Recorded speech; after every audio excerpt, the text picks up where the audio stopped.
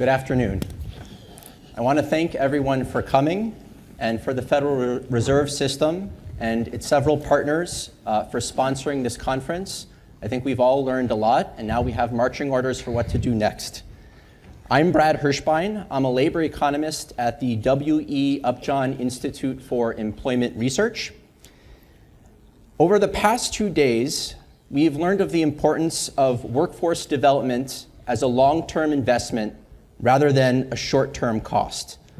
This panel is going to help discuss the policies, institutions, and incentives needed to help make that happen. And before I let the members of the panel introduce themselves, I wanted to offer a few remarks that have summarized some of the points that we've learned over this conference. One is that technological progress and globalization have increased the skills needed in America's workforce and the rate at which those new skills must be learned. But our human capital development infrastructure, which yes, includes our K-12 schooling as well as other components, has notably not kept pace. Two, businesses would like to hire workers who can hit the ground running, but they are often reluctant to pay more for those with those skills or pay for their workers to be trained in those skills due to competitive pressure and uncertainty. Three, workers increasingly realize the importance of upgrading their skills before and during their work lives, but escalating costs, both financial and in time, and the growing complexity and specificity of what to study make that skill attainment increasingly hard to reach, especially for those who start with economic disadvantages. Four, schools and colleges have begun to experiment with innovative curricula and experiential learning approaches that blend traditional academic subjects with hands-on, real-world activities through programs like P-TECH, iBest, and many others, increasing cooperation with businesses in designing new programs of study and developing built-in pathways for internships, externships, and apprenticeships. These approaches, however, are noteworthy, particularly because they are still the exception to the rule of the status quo. Finally, while some occupations, mostly professional ones, have long integrated refresher training and lifelong learning into their work structure, the need for such learning for all occupations is becoming clearer. This conference, and I hope this panel, represents the emerging policy conversation on how to frame and pay for such an investment with large social dividends. No pressure. Without further ado, we'll start with members of the panel. Angela. Thank you. I'm Angela Glover Blackwell, and I'm the CEO of PolicyLink, a national research and action institute advancing racial and economic equity. We define equity as just and fair inclusion into a society in which all can participate, prosper, and reach their full potential. The tagline for our organization is lifting up what works, because we think that there's really no shortage of good ideas, that you can go to any community and you can find a community applying its creativity and its commitment to be able to solve its local problems. Those solutions, however, tend to be isolated, often short-lived, underfunded, little known, and not moving forward into the level of scale that's needed. And so we think that if we can find these things, understand why they're making a difference, translate them into policy, we can create the level of scale we need to solve the problems. One of the things that is most important to us at PolicyLink is looking at the nation's shifting racial and ethnic demographics and seeing that as an asset that this country needs at this very moment. And we need to figure out how to see it as an asset, embrace that asset, and make the investments that will allow all to participate and prosper, unleashing the promise of the nation by unleashing the promise in us all.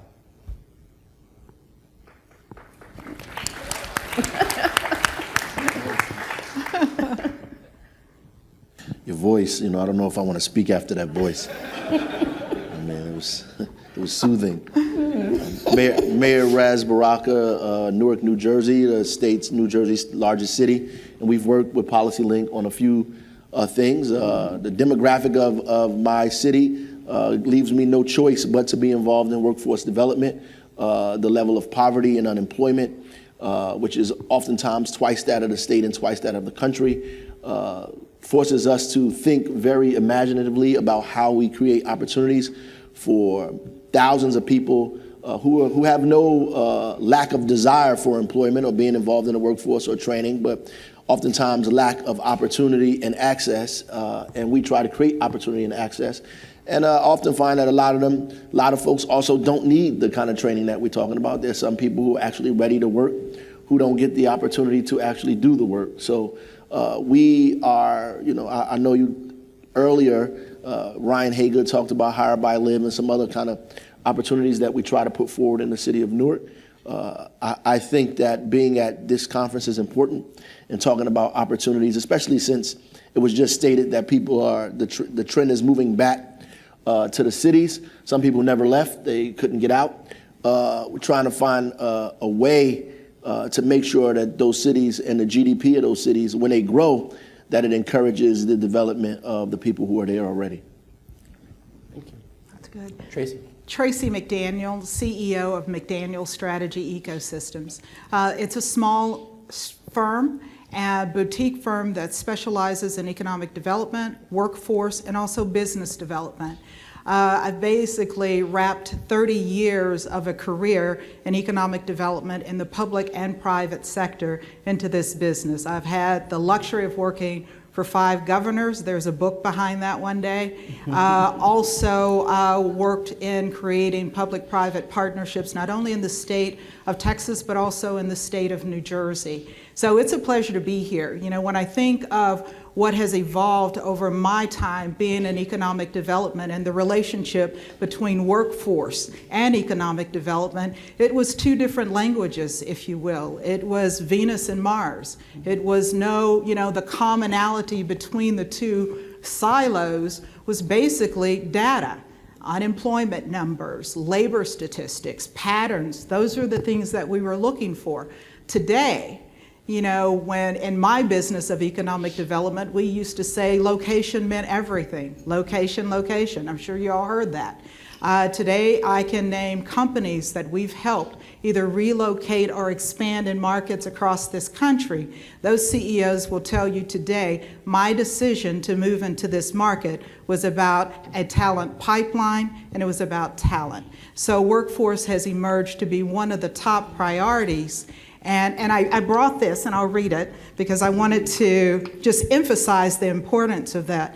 You've all heard the buzz that's going on, and if you haven't, I don't know, about Amazon's headquarters, okay?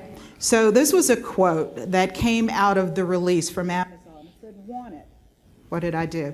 "One metro area in North America, 1 million plus population, business friendly, with strong tech talent, ready to think big when it comes to real estate." The priority was talent. And I think that's what they're looking for, and that's what is creating, I think, the shifts that we're talking about in this conference and the urgency to address it. And I'm just really excited about being here. Great, thank you. Actually, each of you has already touched upon the framing question, but I want to return to it in a little bit more in depth. What are the types of institutional supports, policies, and incentives that are needed to facilitate these types of investments and matching of workers who are ready to work with the firms that would like to perhaps hire them? But I want to add a twist to this question. It's very easy, and this is fine, to talk about what other sectors and other players need to be doing more of, but I also want to hear what you think your own sector that you've worked in should also be doing more of. I'll start, because I actually think that we need to change our attitudes. We need to change our attitudes to solve this problem, and that goes back to the tagline of our organization, lifting up what works. I can tell you a million things that are working. And the reason that we are still having this conversation, and we will be having this conversation, is because we lack the political and the public will to take the things that are working to scale, to take them to every corner of this country and solve the problem. while there are probably some things we need to invent, the problem is not failure to invent good strategies. The problem is failure to apply the strategies that we have already invented. And why is that? It's because we have to tell ourselves a different story about the nation that fits this moment. And the story that's going to fit this moment is one that puts the thing that is hardest for us to talk about, and that is the issue of race and ethnicity. That this country is going to continue to place itself in a downward spiral if it doesn't come to grips with it. Now, I'm not going to take you in a downward spiral discussion. I'm not going to tell you about all the things that are going on racially in this country. I know nobody wants to go there. What I'm going to tell you is a happy story. And the happy story is that if we get it right for the very people who are being left behind, we get it right for the nation. That we're a nation in which there are three things driving this moment: toxic inequality, shifting demographics, and inability to deal with issues of race. And they absolutely apply and fit together. That if we think about it, it is the people who are becoming the majority, and you all know the data. Everybody in this room knows that by 2044, the majority of people who live in this country will be people of color. You know that by the end of 2019, the majority of all young people will be of color. By 2020, the majority of the young workforce will be of color.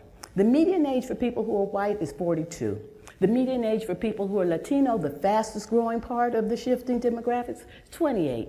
That tells you everything you need to know about how this is going to continue to be a trend. 80% of those over 65 are white, and almost 50% of those under 18, almost 50% are of color. Therefore, this is nothing to worry about. This is a gift. We're still a young nation when other nations are trying to figure out what to do about their aging population. That we have people ready to start families, ready to pursue entrepreneurial activities, ready to be able to build their full potential, just raring to get at it with the support that's needed. People who are over 50 and thinking they're going to retire by selling their homes are going to be mighty surprised to realize that the only people who are starting families and want to buy those 3-bedroom homes are people of color. We need to make sure that they can do so and that we can continue in these ways. It's a gift. It's a happy thing.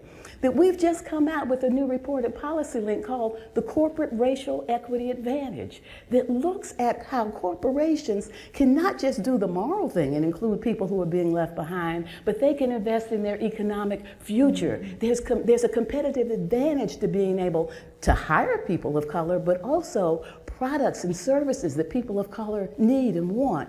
Being able to make sure that the policy stances that are taken on behalf of CEOs who can be so powerful in the policy arena really create the equity and inclusion that we need. And so the answer to your question is, I can give you 5 or 6 or 7 or 27 strategies. But what I really want to say is to pick up on the conversation we just had is leadership. Leadership that starts with a conversation about race and inclusion. Don't wait for to be asked the question, what about race? Start by talking with race. Bring it right into the room. None of you have failed to notice that there are 3 black people up here. If we can't hide that from you, why act like we don't see it? Right. We need to include and embrace it and understand how to move forward. I'll say more, but I'll stop there.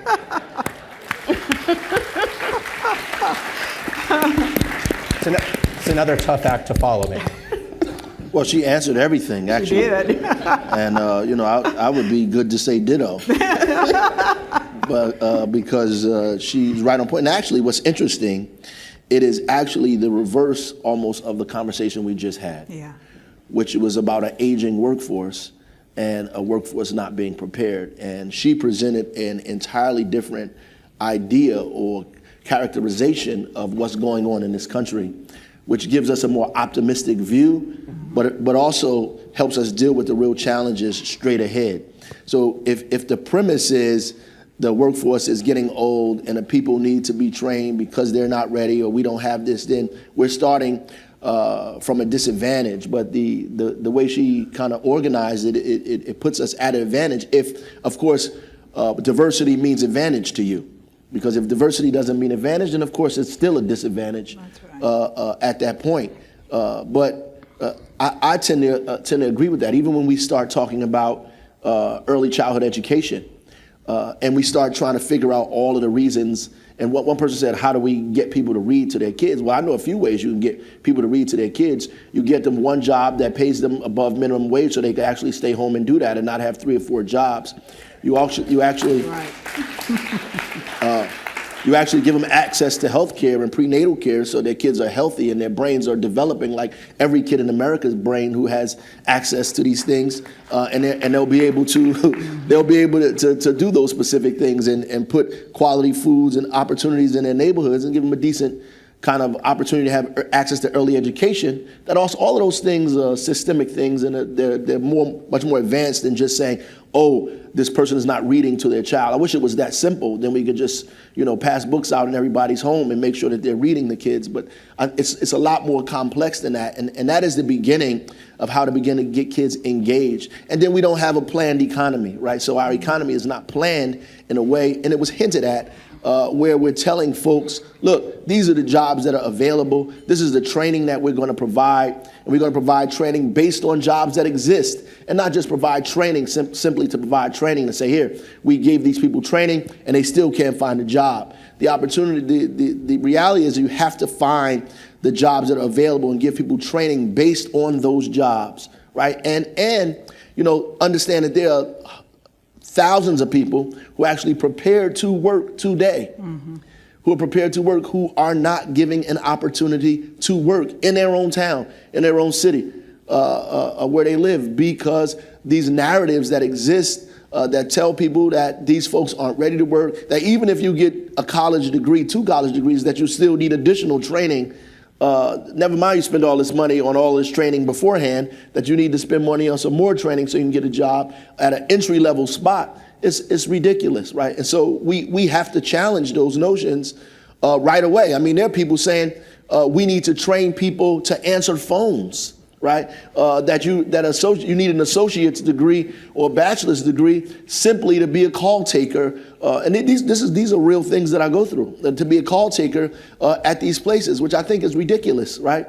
That people should have access to that level of employment, and they ought to pay a decent wage if that's the jobs that we're offering them as well.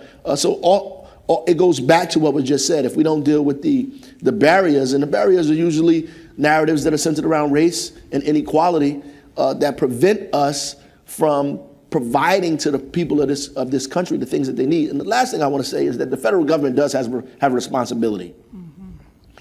I'm going to work my tail off in my city, along with the state and the county, to do what's necessary because I have to. I don't have the luxury of being pessimistic, so I have to work hard to make sure that we're not working in silos, that we're working in a collective effort to make sure our folks are not in poverty. But the federal government has an obligation. They have an obligation to make sure that they're incentivizing folks to be able to get jobs, that they're putting money in these communities, that they actually use the Reinvestment Act, that they force these institutions to use the Reinvestment Act to invest in these neighborhoods, invest in these communities, on workforce development, on training, on job development and job growth, on the infrastructure that's talked about but not invested in, right? All of those things, the federal government has a responsibility to lead the way, the same way FDR led the way, right?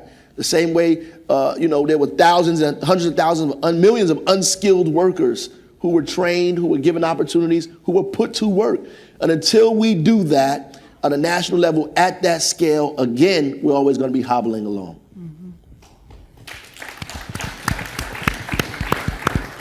Mayor, I too believe that the federal government has a role to play, but today our federal government is a little distracted. So how do we basically deal with what's at hand, and how do we engage business leaders, if you will? Because I know business leaders in your community, I know you have an amazing report that business leaders are basically tackling what you both are saying. What are some examples of that, and how can people here, because I think, like me, there are people here who are saying, all right, I want to take the charge. What can I do to take the step to be as part of the solution? instead of, I don't want to wait for government. I don't know what that'll mean, but what can I do today to engage my business leaders or people in communities to get to the table that you both are talking about? And I think that's very important. Well, obviously, I think that you have to be able to engage different sectors of the community. You have to bring in the kind of activist community, the business community, the citizens there. You have to bring people to the table.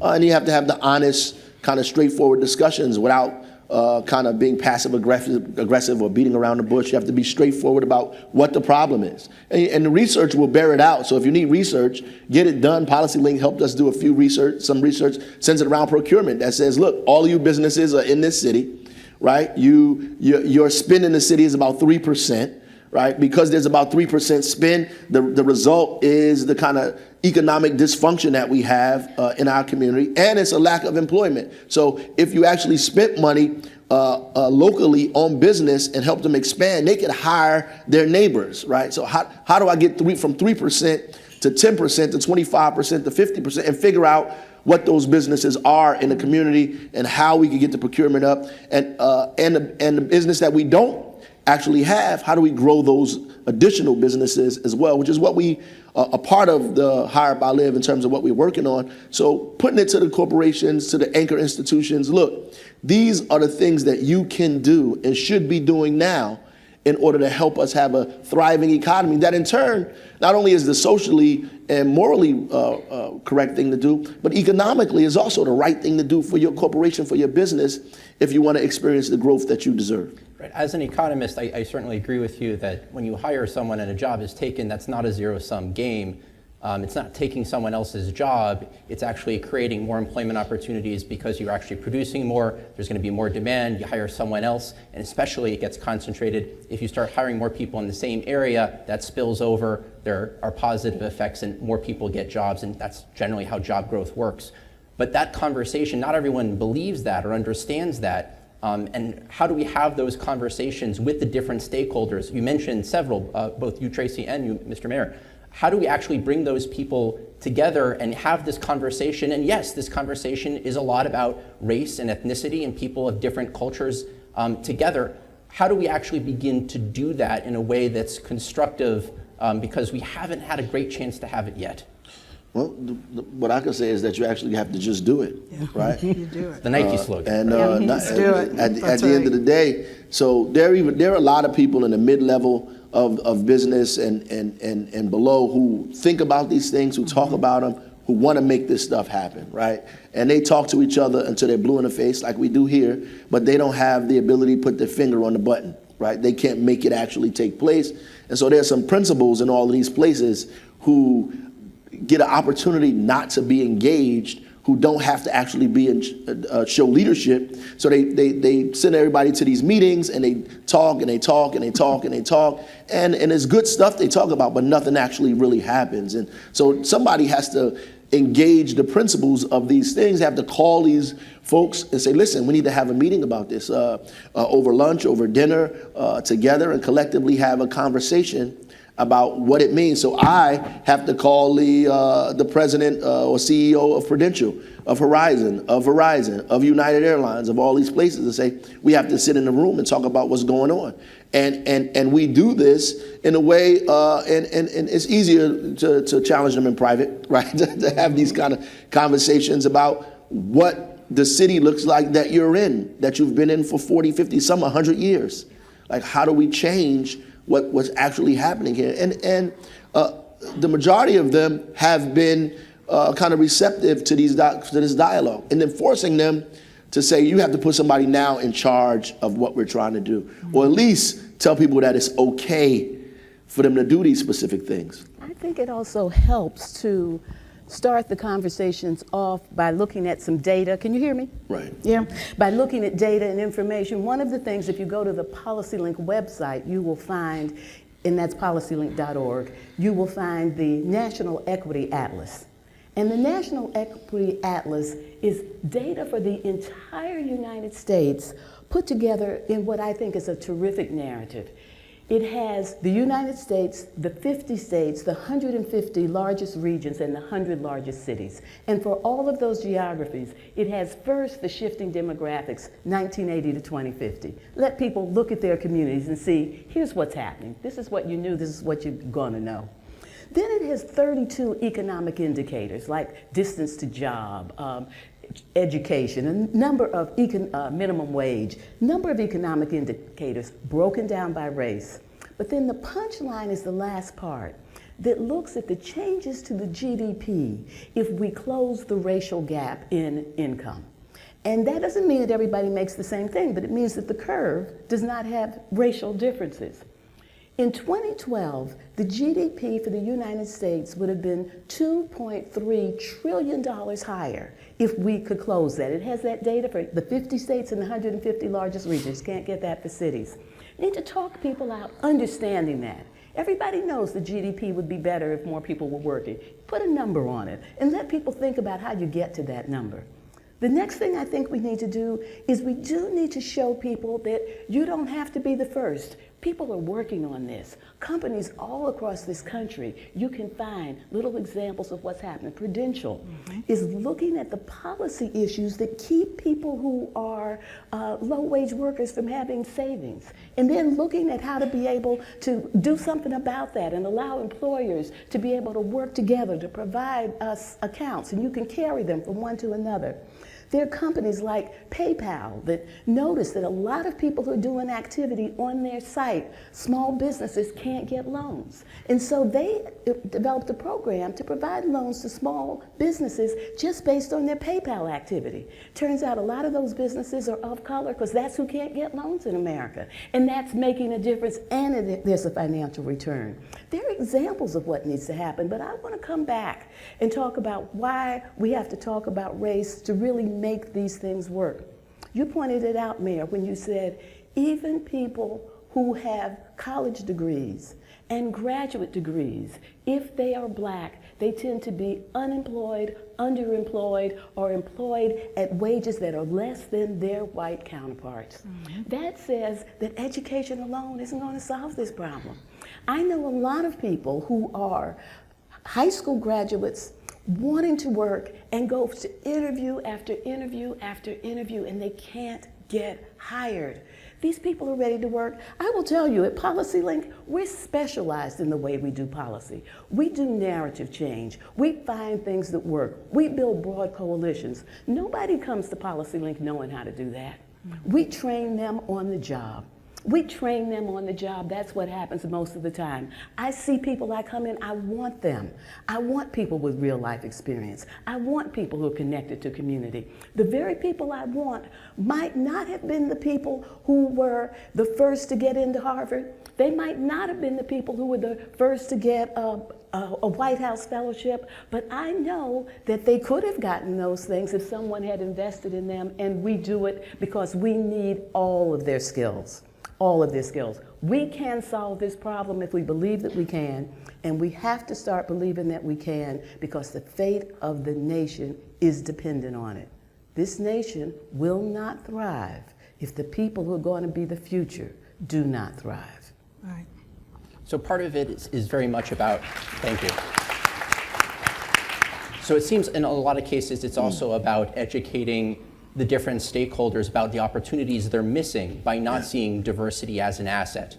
And you've mentioned a few of the strategies that you found or interplays that you found have been effective in educating some of those audiences. But I would like you, as well as the other panelists, to extend upon that a little bit more about what specific things seem to work for different audiences you've communicated with about seeing diversity as an asset and getting people to look beyond the normal things that they're using to find out these are the people who I'm going to hire. You want to go? Go ahead. No, Tracye, I'll you follow want to you. start? I'll start. Okay. So one of the things, and I'm still following up on what you said earlier on how we get to a solution. And I do believe that I want to go back to the research. I think the research is critical. I think because if we could be factual about it, we could be logical about solution finding. I also think that for businesses, not all businesses, because there are innovative businesses who are out there seeking for opportunities to not only have diverse looking workforce, but diverse thinking. And they know that it's a benefit to their bottom line also. It makes for a better company to invest in people. So I think that there are models that I know we're going to hear about where people are doing these types of things. And, you know, we can talk about the larger companies that we see are striving to do it today, the Googles of the world who've been challenged by this, the Amazons of the world who've all been challenged by this and are taking steps, public steps to say these are things that we need to do to move in those directions, whether it is making sure that education is paid for in the workforce, making sure that people are given time, paid time to be educated. I think those are important. The other thing is, you know, I was sitting down, and this is Amazon executives, and they talked about a program where they literally create pathways for their employees to move on to supply chain opportunities and relationships that they have, because they know it's a loyalty, but it also makes for a program where employees, people will see that they have growth opportunities, and not only that, they have entrepreneurial opportunities, they have business opportunities. So I think there are opportunities out there and models and examples that companies are providing. I think we just need more of it, and I think it has to be a scale to it. We can see these large companies do it, but we need to see the mid to small companies have examples that they feel like they could apply and practice day to day. And I think that's where the gap is. You know, we talk about a skills gap, but we also have a gap in these companies saying, I don't have a solution and I don't know what it is, and if it's going to affect my bottom line, I'm not sure it may, that's going to be a problem for me. How do we get past that? And I guess that's more of a question than anything, because I know I hear that all the time from companies. I'd love to, but I don't know. Leadership, leadership, leadership. Yeah. The way that we get past it is people in leadership positions have to begin to talk about this. They have to talk about the opportunity. They have to talk about the inevitability of the change that I've been describing. And they need to help people understand there are networks, there are toolkits, there are conferences, there are webinars, there are consultants who can help you get there. First, you have to tell people you have to do it. Then you have to inspire them that it can be done. Then you have to help them accomplish it. And everybody has to be in partnership. I am not giving up on our role in being an advocate with the federal government. The federal government has a lot that it has to do, and we have to be advocates. The main thing PolicyLink is an advocacy organization. We don't just lift up what worked and let it hang there in the air. We take it as part of an advocacy tool to say, let's do something with this. So those are the sorts of strategies that I think will make a difference. And in doing that, I think part of the narrative that we all have to own, I'm going to hold up two things. One is the competitive advantage of racial equity. You can find it on our website, PolicyLink.org. But the other is an article, the Stanford Social Innovation Review, that I wrote earlier this year, and it's called The Curb Cut Effect. And what the curb cut effect says is, you know, those curb cuts in the sidewalk that you see every day, they are there because of the advocacy of people with disabilities, Right. for whom their rights to be able to do things were hollow if they couldn't physically get around the communities that they lived in. So those curb cuts are there because of that advocacy. How many times have you been pushing a stroller, or trying to catch a train, or been a worker pushing a cart or pulling a wagon and been so happy that curb cut was there? It is an example of, if you solve problems for the most vulnerable among us, you solve them for everybody. Seatbelts, there because of advocacy for children, but everybody has benefited from seatbelts. Not smoking in public places. It started because of the advocacy of flight attendants in the confines of an airplane. Now, we all get the benefit of being in places where there's no smoke.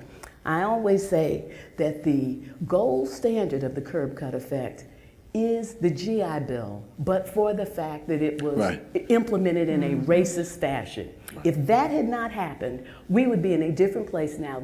The GI Bill started because people were thinking that of the 16 million veterans returning from World War II, about 100,000 of them might need a little help getting back in the swing of things. Turned out 8 million took advantage of the education part alone. Others took advantage of that, plus the mortgage benefits. The GI Bill literally made the white middle class in America. You start off by focusing on those who are most vulnerable, and you can benefit everybody. That's the way we have to think about it. When we start solving these problems, don't just cream off the top. Don't just put in a strategy that's going to help a few. Ask who's suffering most.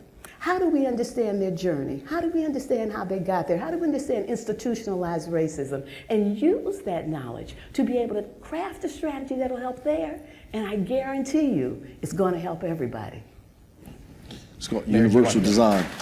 Yeah. I just want to agree with that, you know. But that's, in education, we call it universal design, right? So that's exactly, you know, we create access points for the most vulnerable, and everybody benefits. You know, that's right. You build a ramp, handicap can get up the ramp, but so can you. That's right. So that's exactly the facts. And the first thing is to get people in the room, right? And the second piece is to provide the data that's necessary to research, the empirical data that proves what you're trying to say.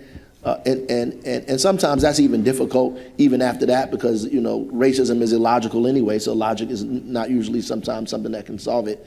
And then you have to have, you know, the folks that are there, the leadership, to advocate and push for these things, that they actually become systemic, that they actually take place. Because you don't want to have programs that become one-offs that exist 3 or 4 years that turn over all the time. You want to have a systemic approach that withstands individuals. So if the leader is not there, or a great person is not there, you actually have a system in place that kind of helps everybody without that person being present.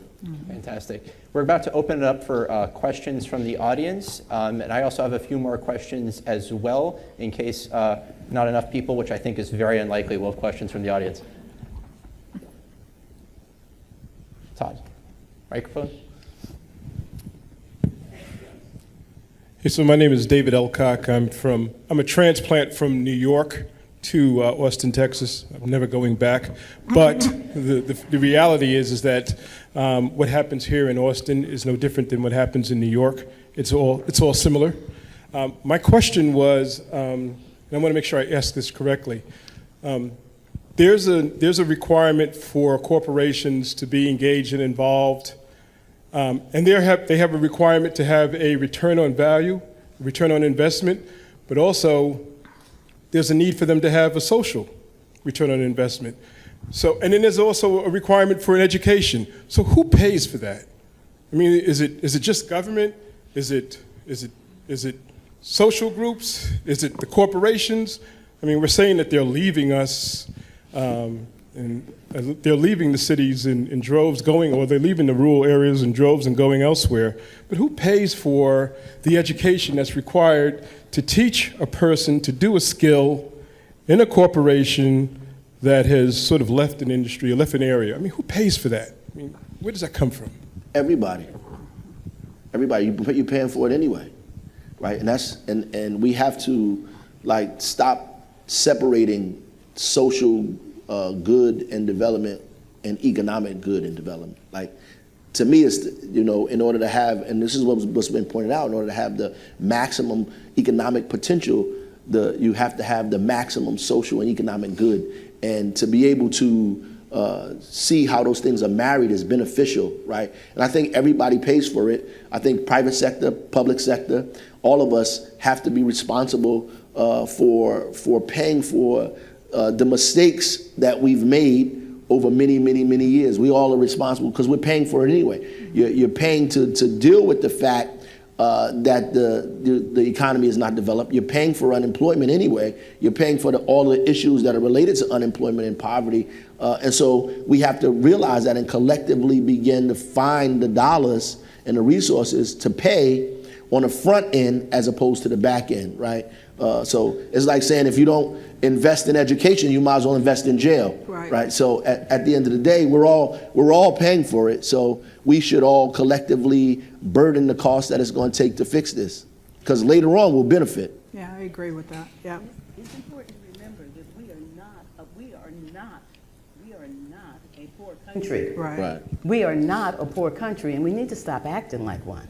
We are not a poor country. We have the resources in this country to do the things that we know we need to do. We need to figure out how to tap them. We need to figure out how to utilize them well, but we are not a poor country. And I just get so sick of hearing people act as if, well, there's some poor countries out there. We are not one of them. We need to not worry so much about the cost of doing the right thing as the price for failure to do the right thing. And that price is high, and we are paying it, and we're going to pay even more. We ought to have universal education from the time children start preschool until they finish 2 years of post-secondary education at a minimum. We ought to make it free after that, but at a minimum, preschool through community college ought to be the same when I was growing up, when anybody could go K through high school. That was free education. Times have changed, we need to extend that. That's just an investment that civilized nations make, right? In their future. So, yeah, I have a question, and this perhaps might be a detailed question. But with respect, I'm looking at the connection between economic development and workforce development. And economic developers are often incented on the number of jobs created as well as the level of investment. And I'm just curious about how that plays out, because what often, or at least what I see, is oftentimes cities, municipalities, states, et cetera, are chasing big jobs or bioscience, but it doesn't necessarily match the skill set of the unemployed in their particular jurisdiction. So I'm curious about how we might begin to change not only economic development incentives, but other incentives that might be related to other types of services that really are focused on the people who actually, and I'm going to call it, I dare say, the indigenous people, but the people who are actually there. Yeah. I think that's a great question, and I think that's why we are here, to me, because if you look at the profession of economic development, they've always wanted to create a qualifier of we're going to create high-paying, high-quality jobs, but that leaves people behind because those jobs are not necessarily fulfilling. There are skills gaps there for people who are in those communities. I think that's where we are today. How do we get to the assessment of understanding what employers want? It sounds like it's simple to have a conversation with an employer about the jobs that you're creating and the needs that you have for the future, but that's how you're going to get there. And those jobs, when you have those conversations, come in different grades. They can be jobs that are low-skilled jobs, they could be medium-skilled jobs, or they could be high-skilled jobs. But if we don't understand that, and here's the thing, there is a consequence to not having that dialogue. Companies will move, and then you'll lose the opportunity totally. And we are in such a competitive environment now for investment and job creation. I go back to Amazon putting an ad out saying, come give us your proposals. We want to, get the highest and best available opportunity to locate our headquarters in a new site. That's a competitive kind of hot environment, if you will. And I think we are missing the fact that there's this pool of workforce that we're not addressing their needs because we're not talking to the employers in our town. We have to understand our assets, where, we're always out there looking for the star, the silver lining, but we have assets in communities today that we could help grow, whether they're small to mid-sized company, understanding their needs and then meeting those needs through working through colleges, whether they're 2 years, vocational, whatever it takes to get our people in those jobs. And I think that's an approach. I often am amazed when I go into communities, clients that don't have those kinds of conversations, surveys, or collect that data, and it's critical. So because we have Hire by Live in Newark, we have companies like St. Barnabas who have taken on their own training program and are preparing folks to get these kind of mid-skilled jobs, not just in their institution, but in other institutions and institutions that they do business with, and it's been very, very, very successful. I think that most cities that have come up out of the recession have not come up out of it simply by looking for companies to come to their community. In fact, it's been the opposite. They've been able to look at their assets and kind of reinvent and reimagine what's been going on in their community. Places like Pittsburgh, right? Begin to figure out how to focus on eds and meds, focus on tech, focus on the things that are actually there in their community, and begin to foster and develop local talent, grow local talent, at the same time, giving them opportunity and access. And sometimes the necessity is the mother of invention, right? So at the end of the day, because there's nobody coming into your community readily to say, I want to build here, you're kind of forced to look inward and say, what can we do here based on what we have to be able to get our economy going? Yeah, Tracye and the mayor just kind of described the part of economic development that we call business retention and expansion in the industry of economic development. I'm a community economics specialist from the University of Minnesota Extension, and I teach BR&E on an online course, and we have a program in Minnesota. But I was struck by Mr. Altig's comment yesterday about in Atlanta that only 1/3 of the workforce development organizations that they identified there in Atlanta were actually formally going out and engaging with businesses.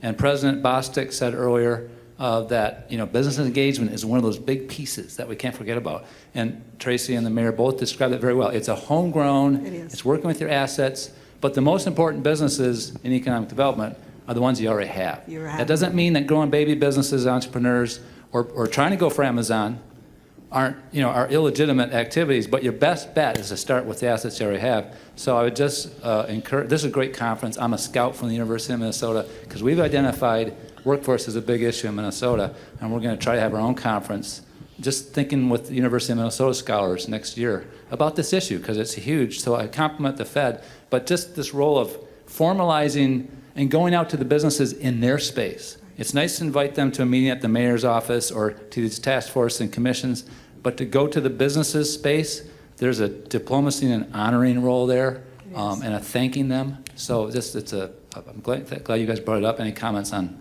that aspect of? I've always said that it's hard for someone to walk away from you if you've had a conversation with them for a while and developed a relationship. So for these companies not to have any kind of interaction, whether it's with the economic developer, the Chamber of Commerce, the government entities that are there, it's easier for them to either just cross the street and go to the next town or go to another state altogether. So those relationships are critical. I'd like to talk a little bit, if I may, about what's been happening in New Orleans. Mitch Landrieu's so concerned about the deaths that were happening with young black men in New Orleans. And he decided when he got to be mayor that he was just going to focus on that they were going to do something to reduce the murders and shootings that were happening there. And he used data and he pulled people together and he had a plan, and that began to go down. But what he found out in the process is that 52% of the black men in New Orleans, ages 16 to 54, were without work. I think 64 were without work. And he realized that had to be addressed too. And so we worked with them, and one of the things that they did was they pulled together all of their anchor institutions, all of their workforce development institutions, and had a multi-day session bringing in best practices from all around the country to say, how do we get you focused on making sure that these men get some of the jobs that have to be filled? Now, these are businesses that are there, anchor institutions, and I remember one young man, I was facilitating a panel. This young man had been in prison. I think he'd been out 7 or 8 years, and one of the things he said is that, he said, my past is flawed, but my future is spotless. And it just moved everybody in the place, and people got really excited, talked to him, talked to others. This has made a difference. They have been able to get more than 500 of these men employed, and that 52% unemployment is now down to 44% by being intentional. That's good. Very good. Yes, right here. You have a mic?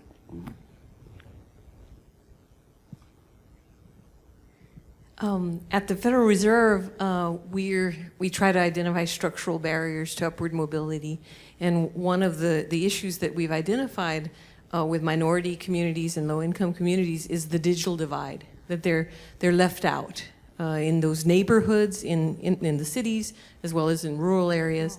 And we're working on a project on the Texas-Mexico border with a majority Latino population and bringing access. And one of the other things that Amazon said, in addition to the workforce, was broadband, high-speed broadband. We'll never be able to attract industry to low-income areas, whole regions or towns or areas of town like South Dallas, if we don't close the digital divide for individuals as well as to attract business, because business can't do business. I was just wondering, people are talking about this as a civil rights issue because of how it's working, who's left out, and I was wondering if any of you all have had experienced that in your work, because we find we're working under the Community Reinvestment Act, because it has everything to do with every area, especially workforce development, the digital skills gap, and workforce training, and how we're preparing workers. And if you don't have access to the jobs, the homework divide for children in school when they don't have access at home, they can't do their homework, and so forth. Yeah. I can address this, and we're not at a solution space yet, but here in the state of Texas, Governor Abbott put together a team of business leaders, and they started with companies like the CEO of Capital One, Wipro, which is a technology solution company. There are other companies that became a part of it to deal with the broadband issue, not only in the border towns of our state, but also in rural Texas. It resonated so well with these industry leaders that they've created a roundtable that they're identifying solutions and investment opportunities, not only from the private sector, but what the public sector could do. But what they brought to the table, or who else they brought to the table, another actor, was education. Because not only can we not attract industry, there are students that are not going to be educated and will not be able to compete in the workforce if we don't have that infrastructure in place. So there is the department, the Commissioner of Education is at the table, some of the higher ed institutions, and our 2-year degree colleges are also there.